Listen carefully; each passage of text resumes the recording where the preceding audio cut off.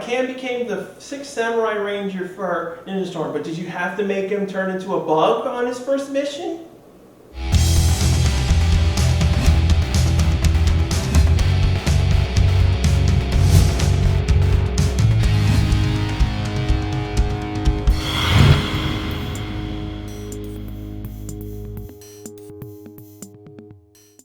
Hi everyone and welcome to another episode of Ranger Rant. As everyone knows, I'm Archer 9234. Today I'll be discussing The Samurai's Journey Part 1, Part 2, and Part 3.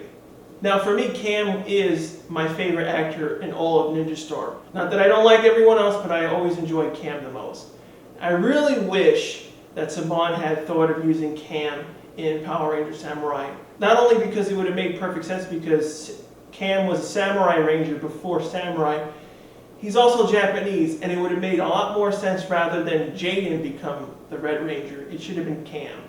Now, this particular multi-parts episodes actually gave a challenge to the writers and editors for Power Rangers Ninja Storm, mainly because it was adapting 3 episodes of Hurricaneger and 1 episode that wasn't even originally part of the Shurikenger origins. The first part of Samurai's Journey was adapted from episode 21 of Hurricaneger's Masks and Riddles. The second part was adapted from episode 22, Wings and Ninjas. The Samurai's Journey does not follow anything from Hurricaneger whatsoever. Cam's story is an original story for Power Rangers Ninja Storm only. The episode begins basically how Sensei shows how to break a brick with his own body, even though he's a guinea pig, and he's able to break it, while the other 5 are struggling to figure out how did he do it, and blah blah blah. We get this really fun moment where all of them are trying to break it. I thought it was funny because everyone's like, oh, I could do it. Nope, can't do it. Break your hand, hurting your hand, everyone. Although I didn't like it though because Tori, when she tried, she just went like, and it's like, that's all you did? You didn't even put anything into it. It's like she already knew that it wasn't going to work, so she didn't want to hurt her hand as much. While the guys are like going crazy, especially Dustin when he was trying to bash his head onto it. I thought that was hilarious. After everyone tried to figure out how to break the thing, Cameron, out of all people, broke the brick, and everyone thought, that was a trick. It can't be, they can't him? He doesn't know how to do anything. And I was like, guys, really? You didn't think he could do that? It's like, he's the son of your sensei. Obviously, the father would have taught him martial arts. Not to mention, he's designed all your weapons and gear and uniforms, the ninja ops, everything. It's like, and you thought he couldn't defend himself? That's kind of low. Then Cameron storms off, and Tori has to follow him because, unlike the other 4 guys, they didn't understand why he stormed out. Except for Tori, which totally got that he was mad at them because, well, I'm not being respected at all, even though I do all this work, just because I'm not in the field. So basically, Cameron and Tori have their fun, emotional moment outside the base, which was a breath of fresh air. Usually, we don't usually get these great moments between 2 characters at all. We always just rushing through next scene, and fighting. So it was nice that we got the slow moment where Tori and Cameron can discuss how they feel toward each other, how he feels toward all the people abusing him, and we also get some insights between how his father doesn't really want him to become a ranger, even though he really wants to help the team. After their emotional moment, and Sensei is finally discussing to the other rangers exactly why he's not allowing him to do it, because of his promise to his wife, Capri and everyone ambush Tori and Cameron outside the base, and they start fighting in order to get the rangers out and to morph in order to take their powers. This moment I really did not like for 2 reasons, because Cameron won. The Kelzaks got him to the ground, but then didn't do anything. Villains always do this in a lot of movies and TV shows. It's not just done in PR, but realistically, they should have killed Cam. He was just sitting there and doing nothing, and he was totally defenseless. Another thing I really didn't like is that Cam and Tori just walked out of the base. They're literally not that far away from the base, yet Capri and everyone else didn't think, let's look for the base. The whole entire season, they didn't know where the base was. And I'm like, you were right there. You could have probably found it if you really tried, but everyone was just focusing on draining their powers. Now here comes the issue where you're adapting the footage from the Hurricaneger episodes. The first thing that pops up is how the Metropolis was draining the Power Rangers' energy. This plot point was to cover up the original story point that was in Hurricanegers. Basically what was going on in Hurricaneger, Mamaruba, the gold guy in Ninja Storm that came later on in Ninja Storm, infected the entire team with poisonous scorpions that were slowly killing them and reaching their hearts. That's the reason, that was what the power drain was covering up and why it didn't line up and make that much sense if you really think about it. Now the ball thing that was going on with Metropolis and that he was going to blow up didn't originally store their powers. Basically what it was that he took people and turned them into question marks, literally question marks, stuck them into the ball and was going to blow them up and kill everyone. I think he took like half the population of Japan and he was going to kill everyone. That's the reason why he was going to detonate them like a bomb instead of like, you know, destroying the urn or something or bringing it back to Lothor. That's one of the things that didn't line up because of that. So in order to deal with the footage where the Rangers are going out and getting their powers back, they had to temporarily boost their energy, but it really didn't make any perfect sense because it was like they were fully drained and weakened, yet they could still morph and fight for a long period of time. It really didn't fit well with the footage because they were stuck with what they were doing. So after that, they got their powers back, and Metropolis tricked everyone in thinking it was him. So everyone was attacking each other. So since they had to make Shane figure out what was going on in order to break them out of the spell. Now this was slightly different in between the Hurricaneger footage. Instead of Hurricaneger Sensei themselves doing it, it was actually Shurikanger who originally was saying his weakness. Also, quick note, you actually are able to see Hurricane Red, Yosuke's face for a split second when they're doing the quick zooming into Metropolis. You're able to see Yosuke. Now after they rescue the ball, Cam teleports the ball to the underground ninja base, which I'm like, okay, great. I'm glad because PR hasn't dealt with teleportation since in space, so I'm glad they brought that back. However, it was hardly used after this point and then never brought up again, where there were many episodes where they could have used that to get out of a lot of binds. But after Cam rescues the ball, they have to fight a Metropolis being big and going into Zords. Unfortunately, since they were power drained, they were unable to withstand anything, so Cam had to do a temporary weapon and gave him this scarf. Both the Hurricaneger and Ninja Storm function the same way with the scarf. The scarf was only used for an emergency situation and only when they were at low power where they could actually use it. Now Japan did release that scarf as a limited edition collector's item, but of course Ninja Storm never did. Most of the power spheres were never released in America. So after, unfortunately, Metropolis actually got the Rangers knocked out of the Megazord and were about to kill them, Cam had to convince his father basically, I have to figure out what to do and find this great power and stop it, and stop the Metropolis from killing the Rangers. Now the reason why the episode suddenly does that weird time stop where it really doesn't make any sense, why would Cam going back in time actually stop time in the present? The reason why they had to do is because they had to pause where the Hurricaneger footage ended, because right over there is where Shurikanger would have appeared, and so they had to actually literally pause the episode in order for Cam to do his journey. So after Cam grabs and convinces his father to go back in time to figure out the great power that they have to get, Cam journeys to about probably 20-25 years into the past, and we finally find the origins of Lothor and all the big reveals in this episode. Now, part 2 of the Samurai's Journey was originally all American footage, all American story. Nothing was taken from any Super Sentai origins or story plots whatsoever. When Cam arrives, he actually meets his younger father. We find out that his father was part of the Wind Ninja Academy, and the original master who ran that Wind Ninja Academy accepted Cam as a student because his father said, you know our ways, and he was brought in. Next big reveal happens is that we find out Cam's father has a twin brother, and that twin brother is Lothor. Also in part 2, we actually find the origins of the Samurai Amulet and what happened to Cam's mother, Miku. She was the first woman to enroll into the Ninja Academy. This also explains why the Samurai Amulet was originally lost.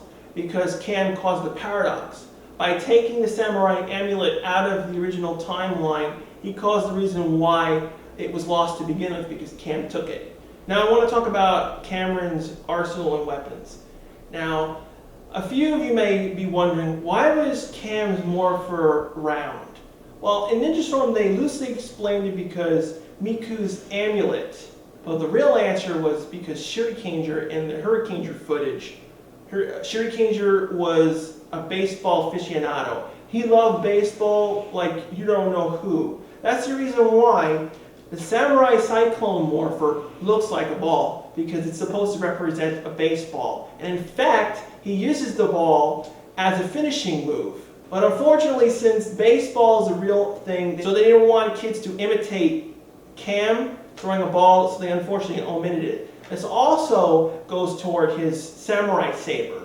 The reason why the hilt for the samurai saber is round, it's actually a baseball bat. If you flip it up, it's actually a baseball bat, and he used that with his samurai morpher and also a regular baseball to do this 1,000-hit combo baseball kill for all the monsters. Unfortunately, it was cut in Ninja Storm, so we never got that aspect of the character. So basically, Cam was trying to figure out what to do in order to convince his mother, without saying anything, to give him the samurai amulet, while Lothar tried to take the amulet and frame Cameron, which almost worked, but luckily enough, his father saw the energy barrier in the background while Cameron was being accused. So after Sensei brings his brother to the court, he broke out, he attacked everyone, and wanted his revenge on Cameron. So they go in this big fight, which was pretty cool. Although I didn't like it because he was just doing energy attacks. It was kind of cheesy, but the main fight with him inside the sealed fighting arena was cool. I did like the slow motion moment. So after that, the samurai amulet reacted toward Cameron, and Miku figured out that the samurai amulet should go to him because it worked with him. So when Cameron returns to the present time, everything resumes normally, although I didn't like that moment where Sensei was able to teleport the Rangers into the Ninja Ops, even though time was frozen. There were certain things that really didn't make any sense. It's like, why was everyone in space not frozen, but Earth was frozen? Time is frozen, period, so wouldn't every moment of time be frozen? You shouldn't be able to move anyone? I understand the Ninja Ops, because it could have been protected by the original Ninja Scroll spell of time, so it probably was protecting it from that. But everything else should have been frozen, period. So I really didn't like that aspect of where you were reverted back to where they were. So basically after that, Cam came in, he became the Green Samurai Ranger and saved the day, and everyone was amazed and shocked and asking a billion questions. This is where the episodes should have ended. The following part 3, should not have been included. It really did not fit into the origin episode. It should have been a standalone episode, and it never should have been Samurai Part 3. Because it really didn't do anything for Cameron. Half the episode wasn't really about him. Everyone was fighting other people. Now let's talk about Part 3. Samurai Journey was unfortunately adapted by episodes of Hurricaneger that did not feature Shurikenger. It was actually a Kota focus episode. The bug, the fly monster, was still in the episode like it was in our episode, but it was different. The bug was able to reincarnate monsters and also reincarnated Kota's grandmother from the dead. That's the reason why the Rangers were fighting monsters. Those were actually monsters they previously killed. But unfortunately, every monster that they fought in this episode was not featured in Ninja Storm. Those episodes were never adapted. So that's the reason why you saw monsters that you were like, where did these monsters come from? That's because they were never adapted. This also gave a problem with Cam stuff, because since this was not a Shurikenger focused episode and a Kota focused episode, Cam stuff had to be filmed separately, and he couldn't actually interact with the Rangers, and that's the reason why he was infected with this weird bug thing, and it was turning him into a bug and whatnot, and that's the reason why things were a little weird. It just didn't feel right, because it was supposed to be a Cam episode, but then it wasn't. So while the teams were broken up and fighting all the old monsters, as you could say, Cam had to find the bug monster and stop him. In order for him to reverse the poison, he had to suck it back out. okay, fine. It was a okay monster to deal with, but turning Cam into a bug for his first main fight, it felt weak and it felt stupid. It's like he became a ranger, great, and then all of a sudden you shoot him down, and then it's like the episode almost screamed like his father would have said, "I told you so." Adapting this episode also brought in another issue. This episode and the previous two episodes were also the introduction to Shimatsu in Hurricane. Of course, he's called Satatora Kora, a complicated name to pronounce. And in Ninja Storm, they moved that to later on. So this also brought in problems with that because they had to cut out that footage and it causing all these weird problems.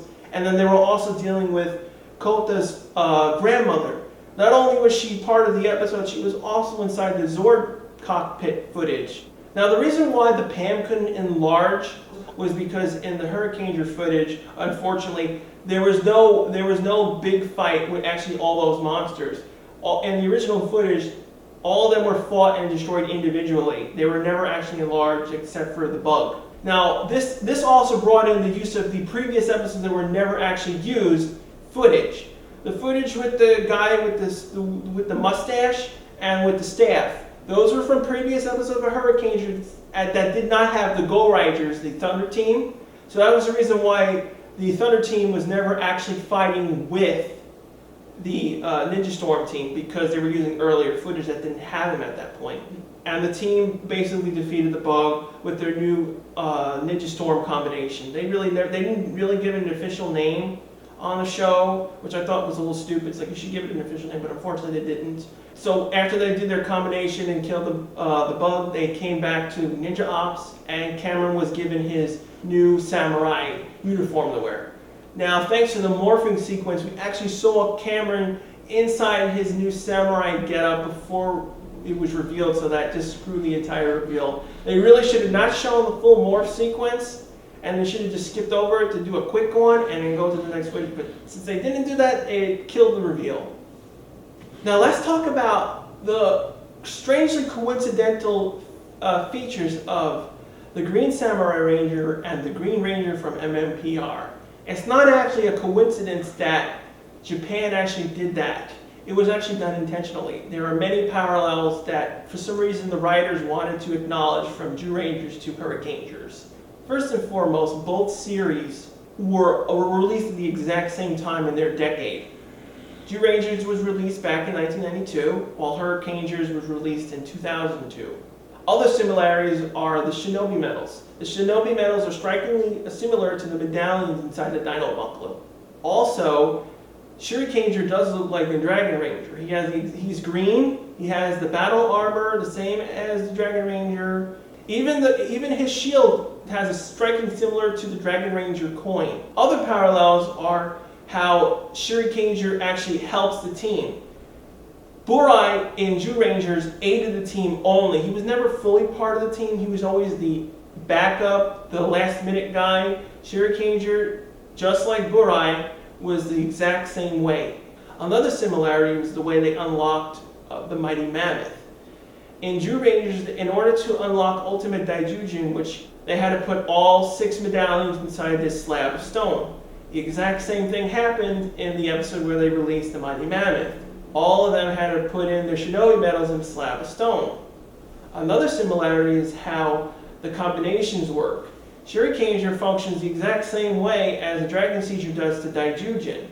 Daijujin and Dragon Caesar are complementary. He's an accessory weapon to their formations. He's able to form on the shoulders and shoot lasers and shoot the Empire attack, and Goryujin mode, which is Dragon Sword battle mode, is the substitute mode.